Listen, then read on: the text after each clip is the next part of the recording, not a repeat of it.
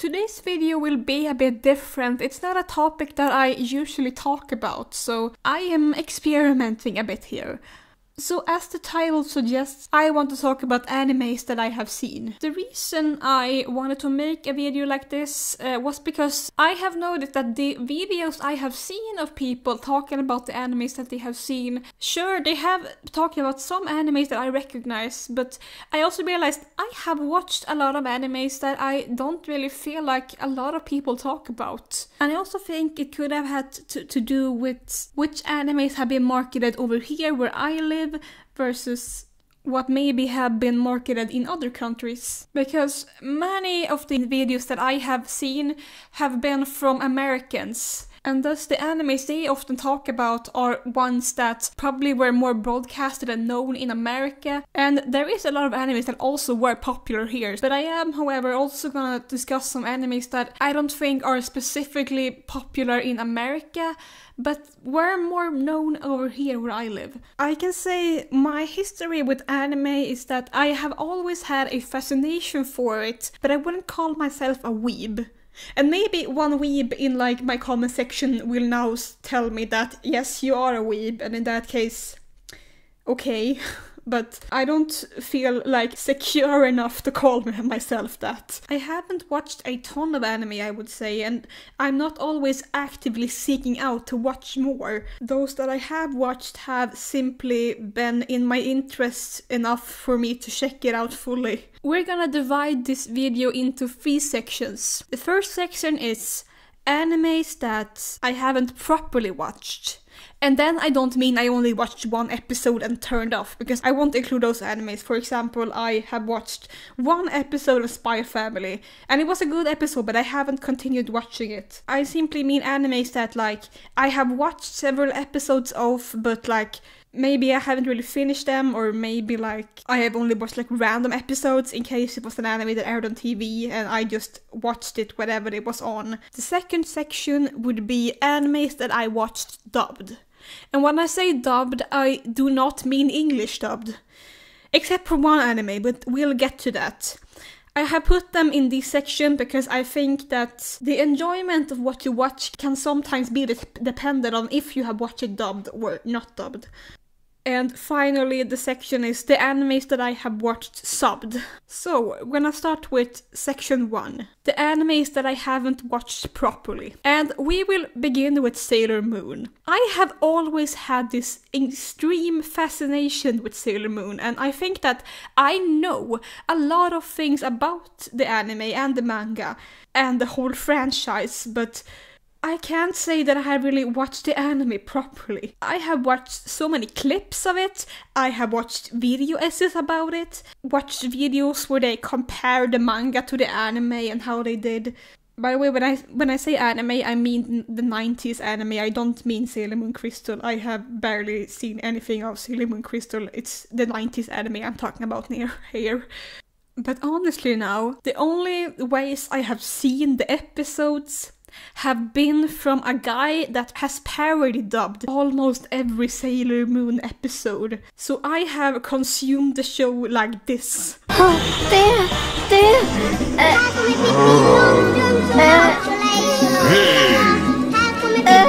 Pippi? Helvete med Pippi här också, den jävla kapitalisthoran. Jävla Astrid Lindgren. Hon har förpestat hela mitt liv. Please check him out if you know Swedish. I do, however, think that he has put English subtitles on some of his videos, so another anime that I haven't really watched properly would be Pokemon. But the thing is with Pokemon is that it's a show that has so many series and so many seasons that it's a show where you like tune in and then you tune out and then you come back to it and watch, and you haven't really missed anything because like new characters arrive and new characters disappear. So I wouldn't really say that you need to have watched every single episode. My strongest memory with Pokemon was the fact that I remember as a kid I watched the episode when they meet Pachirisu, and I thought Pachirisu was so cute, and then I went to preschool and I talked about it, and every single child at my preschool gaslit me and told me Pachirisu doesn't exist. And I was like, yes, he does. And they were like, no, There's no one named Pachirisu, you're lying. Fuck you to everyone at my preschool. I know we were 5 years old, but still. Then we also have Cardcaptor Sakura. Now, Cardcaptor Sakura is really interesting because when it was aired in Sweden, they didn't dub it. They aired it in Japanese with subtitles. And when they aired it, I was too young to properly read subtitles, so I was in front of the TV just with question marks. But I do remember being really fascinated by the fact that she roller skated to school, because I also wanted to roller skate to school. Now when I'm older, I have checked it out more, but I haven't really watched the whole show. I have only watched some episodes and then I tuned out, kind of. But I do really enjoy it, but I can't say that I have watched it properly. And then we have Dinosaur King. Now, Dinosaur King is an anime that I guess is kind of a rip-off of Pokemon, but they have dinosaurs instead. And I remembered I watched this pretty regularly every time it aired, but the thing is that I have not watched it since I was 7 years old, so I can't say that I have watched it properly because I don't remember that much. I do remember that their little dinosaurs were supposed to be like dogs to the regular world, and then when they attacked each other, they put out their cards and their dinosaurs became a 3D animated and fought with each other. For some reason I also thought that their dad looked like Billy Ray Cyrus. And that concludes section 1. Now to section 2. The animes that I have watched dubbed. Now, as I said, the animes that I have watched dubbed, I do not mean English dubbed. I mean, for the most part, Swedish dubbed. And Swedish anime dubs, basically, they are accurate to Japanese. They translate correctly. There's not any random censorship that the US got. They translate exactly what they say. However, the delivery can be so funny at times. Especially in anime dubs from the 80s. In the late 90s and 2000s and 2010s, they did air animes on TV and dub them. And those dubs are typically more professional. Except for Sailor Moon. Sailor Moon's dub, it's good, but their delivery is still really funny. But in the 80s, they never aired any anime on TV. They only released them on VHS. And it was around 5 people doing every single voice. In one case, they actually only had one guy, but I haven't watched that anime, so I can't say anything about that. But a lot of these animes also have the same team that released all of these dubs. So for a lot of us, they are pretty nostalgic because we recognize the voices in every single anime dub we have seen. And one of these examples is Sandy Bell. Now, I first heard about Sandy Bell at random. I just encountered a 2-minute clip of it and I thought the dub was slightly funny. And then I went to a store once and they had 2 DVD boxes with every single episode. One with Silver Fang and one with Sandy Bell. And I picked Sandy Bell.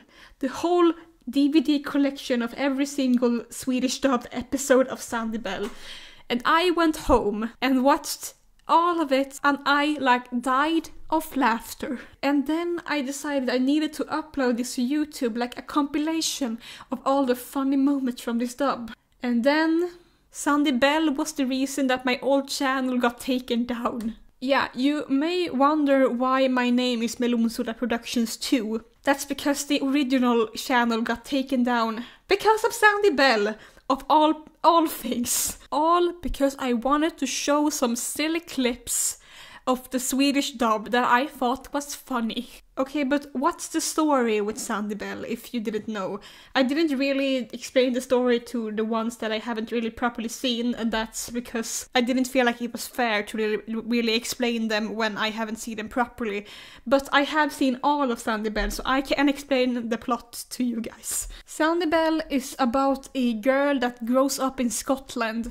She lives alone with her father, and one day a countess have moved into a giant mansion at further away from the village where she lives. The countess named Wellington, she has a son that Sandy Bell befriends. And they really bond, but then a tragedy happens and the son has to move away back to London. And eventually Sandy Bell encounters some tragedies in her own life and she needs to move to London too, to live with a family there. And then there's some episodes where she adapts to the life in London, and then like midway through the anime she decides she wants to become a journalist. And then she and the little kid named Ricky, they basically like road trip through Europe and like do a bunch of journalism reports, and at the same time there's this rich girl named Kitty that always wants to follow her everywhere, and she has decided she also wants to become a journalist, so like she follows them everywhere they go. And in all of this, Sandy Bell also learns what happened to her mom, because she only grew up with a dad, she never knew who her mom was. And there's also this guy that keeps showing up whenever she seems to need him. Like, I don't know if he stalks her and like only shows up whenever he notices that she needs her, or what is up, but he's always there. And you don't find out until like the last episode who he is, really. I almost forgot to mention about the Countess' son that had to move back to London due to a tragedy. I didn't say much about him because I don't want to spoil much about the anime, but he is also a very important character, and him and Sandy Bell like constantly like are at the same place but don't really see each other. They have like a whole gag about that. What I find interesting with this anime is that it takes place in mainly like Scotland and London, but it never got an English dub, ever. But at the same time, I feel like that's something that is more common than you think, because there's an anime that takes place in Finland and never ever got dubbed in Finland, and I don't think many Finnish people even know what that anime is, and I only like know about it because I happened to encounter one clip about it once. And now I am wondering if there's an anime that takes place in Sweden and they never released it in Sweden, so I will never know. I mean, technically there's the Ronja the Robber's Daughter anime, and I mean that story is from Sweden, so I guess that anime also takes place in Sweden. So like, yeah, okay, there's one. I have only watched like half an episode of Ronja the Robber's Daughter anime, so I can't say much about it. And with Sandy Bell, I want to segue into Candy Candy. Now, Candy Candy is pretty similar, like story-wise, to Sandy Bell, at least like with some elements, and I think that Sandy Bell may have been created just because of the popularity of Candy Candy. Because Candy Candy was really popular when it came out. And it's really infamous because of the lawsuit war between the creators. And because of that, I am afraid to show a lot of clips from it, because I know just how big they are on this lawsuit. But I will try to sneak in some clips and hope that they can try to accept that I am only using this for review purposes. I am not trying to upload the entire episode just because I used like a 15-second clip, okay? And I know for a fact that a lot of people loved Candy Candy because I am what you could call a kids show guru. Like, my most popular video on this channel is a compilation of kids show intros. So I keep track of what people are nostalgic about, even if I didn't grow up with it myself. And one time when I was at a con, I found a VHS of Candy Candy Special, and it was Swedish dubbed. And I was like, wow, I have found like a super rare gem here. I bought it and I took it home and I watched it. And when it said special, it essentially meant that it was a recap of everything that had happened in the anime. And when I watched that, I was only thinking, now I want to properly watch the anime. And I really couldn't find it until one brave soul uploaded every single episode Swedish dubbed on YouTube. Sadly, I can't tell you who it was because the videos got taken down, presumably due to copyright. But if you who upload all of those videos watches this video, thank you so much. And I am so glad I managed to watch it all before it got taken down. Now the thing was, Sweden only dubbed around 40 episodes. This anime has 115 episodes.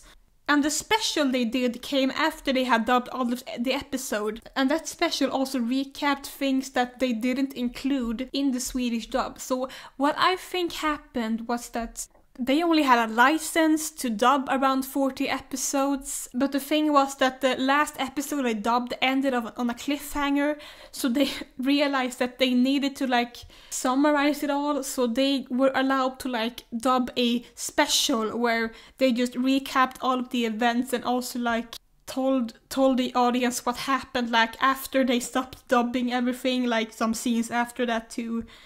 But either way, after I watched the final episode, I decided to like go and find how the whole show ended. And I managed to find a pirate site that had the whole anime, all episodes in Japanese with subtitles. And so I went to watch the final episode just to see how everything ended, because I had no patience to watch all of those episodes. And I know that is hypocritical because one of my favorite shows have 80 episodes per season and are like 40 minutes long every single episode. But I don't know, I was impatient with this series. And the thing was that the last episode also like kind of recapped everything that had happened before. So like I really didn't miss a lot because I still got to find out everything that happened. And technically you could say that I didn't watch this anime properly. But the thing was, I still watched like 40 episodes in a row. And I remember pretty much what happened because it was pretty recently I watched it. Like it was only a few months ago actually. And because I watched so many episodes, I decided to put it in this section. And now you might wonder, what is Candy Candy all about? Candy Candy is basically like, think a series of unfortunate events, but like with a happy-go-lucky little girl that just so happens to be really, really unlucky in life. But she always has a smile and she always manages to see the bright side of things.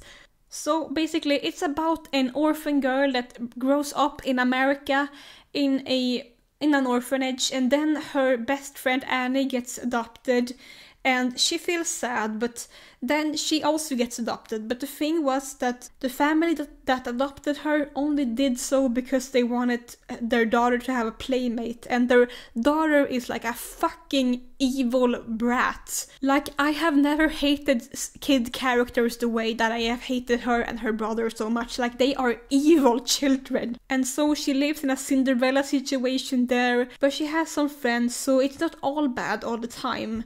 I do want to say I got a little mad when like a lady at the orphanage like came to visit her, and then she was like, yeah, Candy, I thought about taking you back to the orphanage because I saw how rough you had it here. Like, I can see on your hands that you have been abused, but I decided not to because I can see that you also have friends, so it's not all bad. And I'm like, okay, I know that this is like 1910, but please take the child back. She is clearly abused. What the fuck? Anyway, some things happen, and then with some light she manages to get adopted by a much nicer family, and all is good there. But then tragedy strikes and she needs to go to a school in London to study. And then she has some adventures at the boarding school, and there's drama and shenanigans happening at that school. And then eventually she goes back to America to study to be a nurse. And then a bunch of things happen when she's a nurse. And it's an anime that like has sections. Like, it begins with her at an orphanage, then it's her like at the abusive household, then it's her at the wealthy nice family household, and then it's adventures at a boarding school, then it's adventures at her nurse job. So like the anime always like changes plot every like 10 episodes or so, and like when she's at the school, you suddenly start to like forget like her whole like adventure at the orphanage before she got adopted and stuff. And while I watched the last episode in Japanese, I watched the first 40 episodes Swedish dubbed, so that's why I have put this here. And I may not have watched like episode 41 to episode 114 properly, but I have had recaps of what's happened, and I also had that special VHS that recapped some of the events that they didn't get to dub. And this anime, I would say, you keep watching it because you just want Candy to for once have a good life, and it seems like every time things are looking good for her, something happens that like gets her off guard. Like either someone dies or she gets tricked. Like at one point she's sold as like a worker to go to Mexico until she's kidnapped in a car. And like she can never take a break. But at the same time there's some happy moments that just makes up for all the tragic and like unfortunate moments that goes on with her. And I do really think that if you like a series with unfortunate events, this is an anime I think you will like. And you are very allowed to like judge me for not watching every single episode, but I did at least watch 40 episodes in a row, so like I know the general like plot of stuff that is happening. And I also want to say that the Swedish dub was really funny too, like it was in a Sandy Bell level. I can sneak in like a few clips here just because I am mischievous. Fasen också! Ja, så då det var en liten och mager en. Jag ska se till att du blir fett som en gris, sen ska jag låta dig arbeta hårt. Är han våran farbror? Omöjligt! Vem fasen är ni? Candy, hur många gånger ska jag säga det? Jag ska slå dig i stjärten 10 gånger. Kom ner omedelbart. This is also an anime that takes place in like only English-speaking countries. It takes place in mainly America and in London. And yet it does not have an English dub. And I think that is really weird. Like, I have heard that some English dubbed animes have like tried to pretend that the anime takes place in America, but this anime actually takes place in America and they never dubbed it. To be fair, this anime came out in the 70s and I guess it was like out of style by the time they started dubbing animes for real in America, so that might be a reason. And the next anime I have watched dubbed, this anime I have absolutely watched properly too. Like, I know I technically haven't watched Candy Candy properly, but Sandy Bell and this one I definitely have watched properly. And that is the Moomins anime. Now, this anime I actually barely did know was an anime. Like, I legitimately for admittedly a big part of my life thought that this was animated in Finland. And the thing is, the Moomins is such a popular anime that even people that have never watched animes otherwise have seen it. Everyone has seen it, at least where I live. And this is an anime that I actually need to watch dubbed. Like, I refuse to watch it in any other language than Swedish dubbed. And that is also because the Swedish dub has a distinct accent on all the characters. You see, every single character in the Moomins in the Swedish dub speak Finno-Swedish. Finno-Swedish is not Swedish with a Finnish accent. And it's not really Finnish either. Finno-Swedish is its own brand of a language. Like, yes, they do speak Swedish, like they use Swedish sentences and words, but it is still like so distinct from regular Swedish that it's kind of its own like language branch, if that makes sense. And it's so natural for Swedes to hear the moving characters sound like this, that whenever they don't speak Finno-Swedish, we think it's weird. The only time I watch Moomins in Japanese is whenever I try to watch the season of Moomins that they only released in Japan and in Finland. And they also released some episodes in the region for some reason. Like, why didn't Sweden get those episodes? We want them too, please.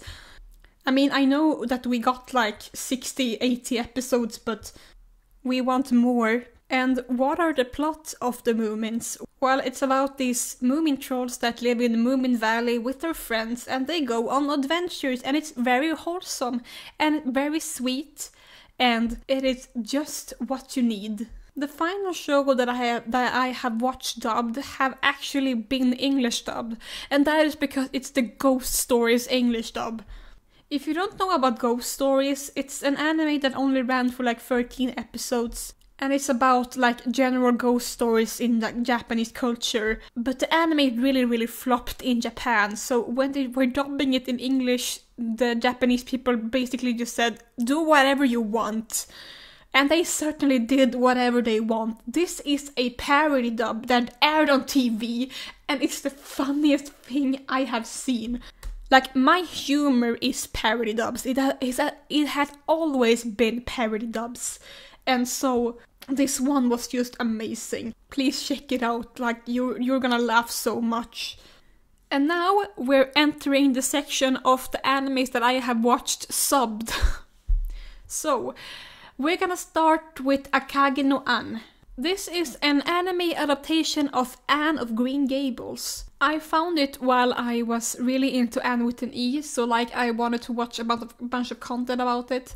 And I encountered this anime and it's super sweet. I won't tell that much about the plot because it's the essential plot about Anne of Green Gables. So like if you know the story of Anne with Green Gables, like yeah.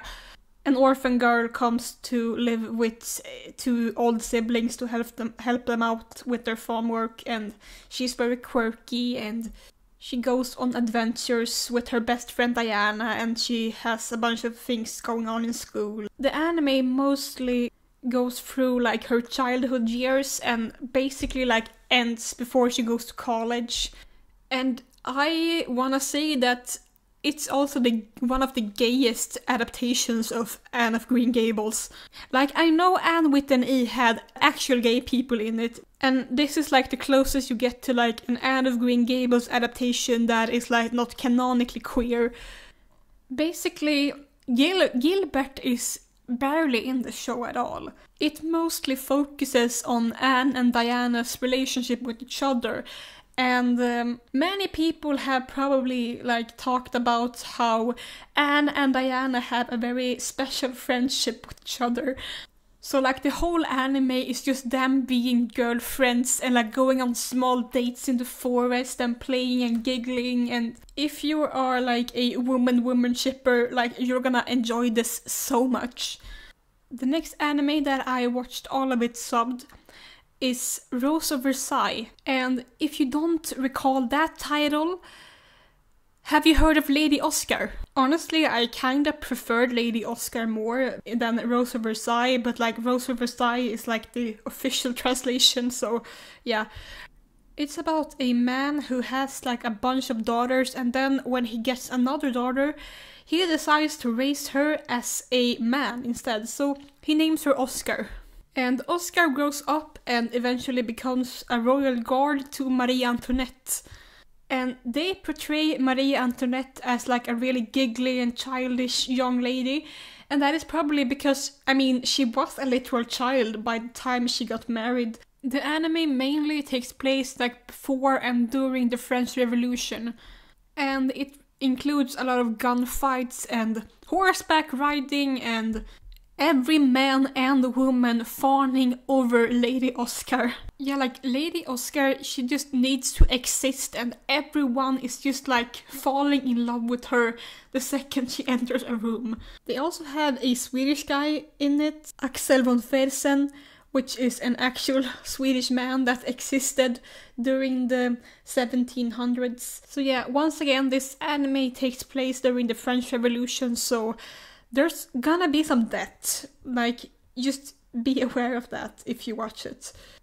But it was also really enjoyable, and I do like some badass women on horses that fight during revolutions. Next anime is Onisama-e. This is about a girl who starts a new all-girl school with her best friend, and what is distinct about this school is the fact that you don't need to wear school uniforms, so all the characters are pretty much dressed in new outfits every single episode, and I think that is really nice. Some of these outfits are so beautiful, and it really has helped me with like art inspiration, for example. Like sometimes when I have drawn, I have definitely used outfits from this anime. She writes about all of her adventures to her old teacher, who she calls Big Brother. it's gonna turn out that that is way more significant later in the show than what it seems like in the beginning, because in the beginning it just feels like, okay, a little odd that you want to write a bunch of letters to your old teacher, but I guess. But we do get some more backstory to it as well. There's a lot of interesting characters at the school, both the main character's best friend and also a new girl that she befriends. There's also two separate girls that both dress in pretty like androgynous masculine clothing, and those two girls also like makes all the other girls kind of question their sexuality. The anime is really like queer coded, but it was also made in the 90s in Japan. Like a lot of animes have gay vibes without it being gay, especially like before the 2010s. That being said, a lot of the characters are shown questioning their sexuality. And you know, it is an all-girls school, and I do think it relies heavily on like the idea that girls tend to like have crushes on other girls and then eventually they start having crushes on boys. However, because it takes place on an all-girls school, most of the like crushes we see are the girls crushing on each other, kind of. I mean, again, keep in mind this is an anime from the early 90s in Japan, based on a manga that came out in the 70s. So, and there are some girls that are shown to be more explicitly lesbian, but those characters are also kind of portrayed in like a depressing light, like they have some darkness about them. And it was kind of common to portray lesbian and gay characters like this back then. So this show has a mix of like queer coding and like explicit lesbianism, but like it's still Japan in the 90s, so it's like all of that in one, you know. There's also a character that I would describe as using a reference to a character that I know very well. Very Ambar Smith coded. And if you don't know Ambar Smith, well, she's a character I talk about a lot on this channel, and she reminds me of this girl from this anime. They even look alike. All in all, even if this anime has a main focus about the main character writing letters to her quote-unquote big brother, its heart is basically the friendship between all the girls and the situations they get themselves into. And it showed them like arguing, bonding, having pretty intimate situations, and getting into trouble, all while learning about themselves and trying to understand the world. Sometimes it can feel like I vaguely describe these animes, and that is mainly because I don't want to spoil too much about them, so yeah. Finally, an anime that I have watched subbed is Miss Kobayashi's Dragon Maid. This anime is a bit silly. It's about a woman who ends up saving a dragon by accident, and the dragon decides to return the favor by being her maid. However, she's not really used to the human world and often messes things up, and because she's a dragon, she attracts other dragons that also come to the human world. And much of the anime is essentially just the dragons doing a bunch of random shenanigans, trying to make sense of the human world, and the humans trying to help them, but also like being pretty weirded out by them. And I think this anime is really, really sweet and funny and very chaotic, and I love chaos. The final one, I would wonder if it even counts, because the next one is the Corpse Party anime, and that is only 4 parts, and it's just like a retelling of one of the Corpse Party games. When I was 12, I was super into Corpse Party, never actually played the games, I only watched other people play, and I just thought it was like edgy and cool and an interesting concept, and I guess it was, but I also really don't know if I can consider it like a full anime, because it's only like 4 parts, so it's basically like a long movie, you know. And the anime doesn't really follow the games, like they change a bunch of stuff, and like with some things I think that they just like did for shock value, you know. So I don't really want to talk about it. I mean, it's called Corpse Party, so it's gonna be a lot of corpses and a lot of gory stuff. It feels so funny, like when I have described like fluffy slice of life coming of age animes, and then I was like, gore! Because not even Lady Oscar has that much gore actually. And that was all the animes that I have seen. Some animes that I want to see is, first of all, Silver Fang, and that is mainly because I remember so well when I was in the store and I chose between like the DVD box for Sandy Bell or the DVD box for Silver Fang, and I want to wonder what would have happened if I had chosen Silver Fang instead. I also know that Silver Fang is like really, really popular in the Nordic countries and like basically nowhere else. So I feel like it's obligatory as a Nordic citizen to watch it. I also want to watch the first Precure anime because it just seems like my vibe. And they never aired it in Sweden, and I'm really sad about that because it looks really interesting and I feel like I would have loved it if it aired in Sweden. And I kind of want to check out the anime Cat's Eye. And that is only because the Italian intro of Cat's Eye slaps so hard. And the only reason why I even know the Italian Cat's Eye intro is because I got recommended the French intro to Sandy Bell, which has the same melody. And I looked in the comments, and the comments were like, they copied this from Cat's Eye. And I was like, okay, looked up Cat's Eye, found the Italian intro, and I was like, oh my god, what a bop. I mean, if I would watch Cat's Eye, I would have watched it in Japanese, in which I would get the normal intro, but still. It looks like a pretty, like, decent anime that sounds a bit interesting. Have you watched any of the animes that I discussed today? Is there an anime you'd like to check out after you watched my video? Is there an anime you want to recommend to me? Leave a comment because comments are fun. And I'll see you next time.